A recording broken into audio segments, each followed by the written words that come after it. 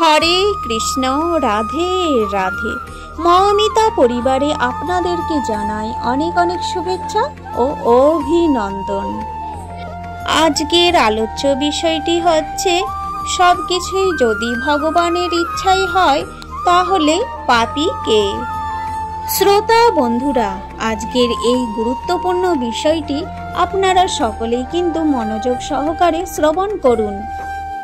বন্ধুরা, এই প্রশ্নটা কিন্তু আমার আপনার সকলের মনেই আছে, তাই আজকে আমরা জেনে নেব এই সমস্ত প্রশ্নের উত্তর এই ভিডিও থেকে।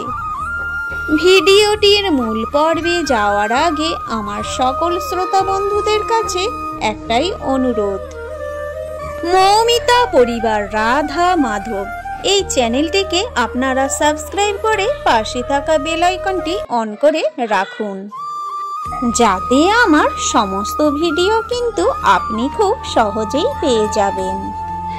তার সাথে ভিডিওটি যদি ভালো লেগে থাকে অবশ্যই একটি লাইক এবং ভগবানের অশেষ কৃপা পেতে জয় শ্রীকৃষ্ণ লিখুন কমেন্ট বক্সে, আর একটি শেয়ার করে অন্যদেরও দেখার সুযোগ করে দিন ভিডিওটির বিষয়বস্তু।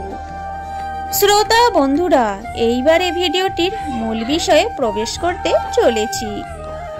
একদিন এক শিষ্যর মনে গভীর প্রশ্ন আসলো। সে গুরুদেবের কাছে জিজ্ঞেস করল, গুরুদেব, আজ আমার মনে একটা গভীর প্রশ্ন এসেছে। আমরা প্রায়ই বলে থাকি সবই ঈশ্বরের ইচ্ছা, যা ঘটে তা তার ইচ্ছাই ঘটে। যদি তাই হয় তাহলে কেউ খারাপ কাজ করলে অথবা পাপ করলে তার দোষটা কেন বলা হবে? যদি ঈশ্বরই সবকিছু করান তাহলে পাপী কে? প্রশ্নটি সহজ নয়, কিন্তু এই প্রশ্নের মাধ্যমে জীবনের মহান সত্য লুকিয়ে আছে। শিষ্যর এই প্রশ্নে গুরুদেব বললেন, তুমি ঠিকই বলেছ, এই জগতে কিছুই ঈশ্বরের ইচ্ছার বাইরে ঘটে না, কিন্তু তার মানে এই নয় যে মানুষ তার নিজের দায় থেকে মুক্ত। এই পার্থিব জগতে ঈশ্বর আমাদেরকে এক এমন আশ্চর্য দান দিয়েছেন যার নাম স্বাধীন ইচ্ছা। শিষ্য বললেন, কিন্তু গুরুদেব, আমাদের ইচ্ছা ঈশ্বরের ইচ্ছা কি আলাদা? গুরুদেব বললেন, আলাদা নয়, তবে স্তরে ভিন্ন। যেমন সূর্যের আলো পড়ে জলের উপর, যদি জল শান্ত থাকে তাহলে সূর্যের আলো সরাসরি প্রতিফলিত হয়, কিন্তু জল যদি ঘোলা হয়ে থাকে তাহলে আলো বিকৃত হয়ে যায়। ঠিক তেমনি ঈশ্বরের ইচ্ছা আমাদের চেতনার মধ্যে দিয়ে আড়াল করে দেয়।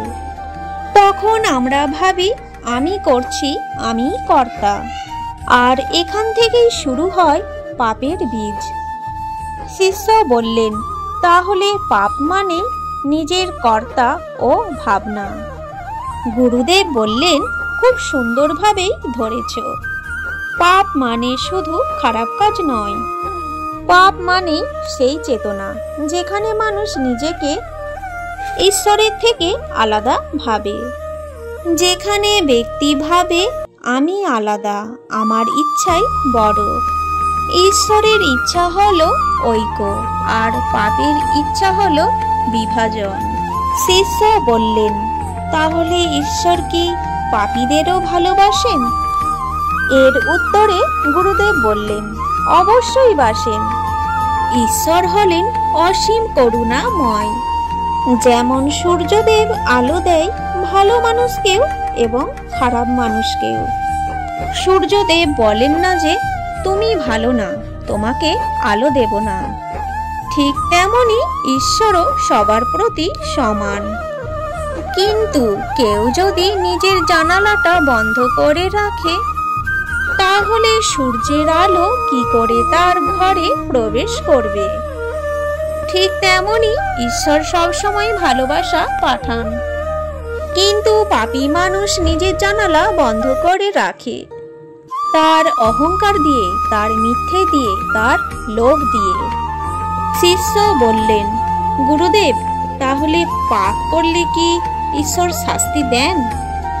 গুরুদেব তখন বললেন, না, ঈশ্বর কখনোই শাস্তি দেন না। শাস্তি মানে প্রতিশোধ। ঈশ্বর কখনো প্রতিশোধ নেন না। তিনি ন্যায় বিচার করেন, সেটা কর্মফল দ্বারা। তুমি যেমন আগুনে হাত দিলে পড়ে, এটা আগুনের রাগ নয়, এটা নিয়ম। তেমনি তুমি যদি কিছু অন্যায় করো, তার ফলও তুমি পাবে, এটাই প্রকৃতির নিয়ম। কর্মের জাল অদৃশ্য কিন্তু অটুট।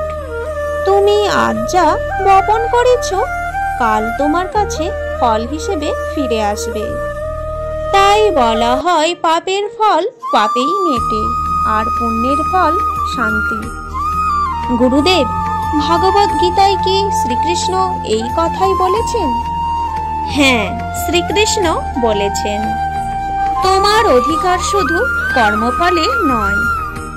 ফল ঈশ্বরের হাতে, কর্ম শুধু তোমার হাতে।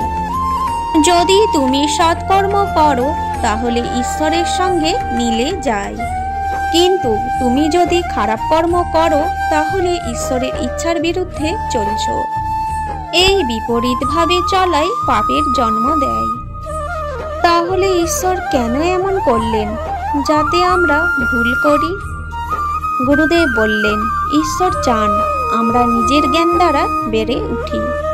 যদি তিনি আমাদের দিয়ে সবকিছু করিয়ে নিতেন, তবে আমরা যন্ত্রের মতো হতাম। কিন্তু তিনি আমাদের আত্মা দিয়েছেন। সেই আত্মা তারই অংশ, যাতে আমরা নিজের অভিজ্ঞতায় শিখি, ভালো মন্দ বুঝি, আর শেষে তার কাছেই ফিরে যাই।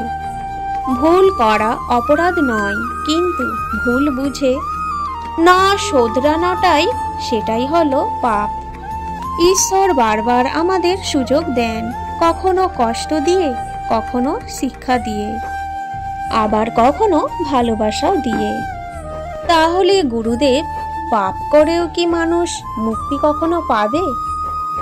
অবশ্যই মুক্তি পাওয়া যায়, কারণ যত বড় পাপই করো, তত বড়ই করুণা ঈশ্বর দিতে পারেন। শর্ত একটাই, সত্যিকারের অনুতাপ।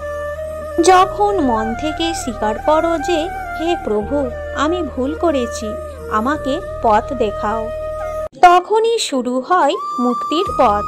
গুরুদেব, আমার আরেকটি প্রশ্ন, তাহলে পাপী কে? গুরুদেব বললেন, পাপী সেই জন যে নিজের ভুল বুঝেও বদলায় না, যে অন্যের কষ্টে আনন্দ পায়, যে ঈশ্বরকে ভুলে যায়।